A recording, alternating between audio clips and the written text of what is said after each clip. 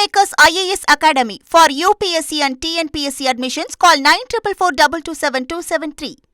America மற்றும் Iran இடையிலான பதற்றத்தை தணிக்க பாகிஸ்தான் தலைநகர் இஸ்லாமாபாத்தில் வரும் திங்கட்கிழமை மீண்டும் அமைதி பேச்சுவார்த்தை நடைபெறவுள்ளதாக தகவல் கிடைத்துள்ளது.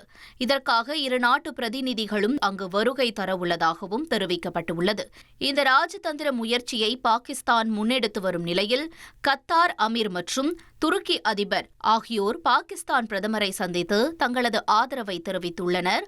குறிப்பாக ஈரானின் அணுசக்தி திட்டம் குறித்து இதில் முக்கிய முடிவுகள் எட்டப்படலாம் என்று தெரிகிறது. ஏற்கனவே இஸ்ரேல் மற்றும் ஹிஸ்புல்லா இடையே 10 நாள் போர் நிறுத்த ஒப்பந்தத்தை அதிபர் டிரம்ப் உறுதி செய்துள்ள நிலையில் அடுத்த சந்திப்பு மேற்கு ஆசியாவில் நிரந்தர அமைதிக்கு வழிவகுக்கும் என்று எதிர்பார்க்கப்படுகிறது. Kingmakers IAS Academy for UPSC and TNPSC admissions. Call 9444227273.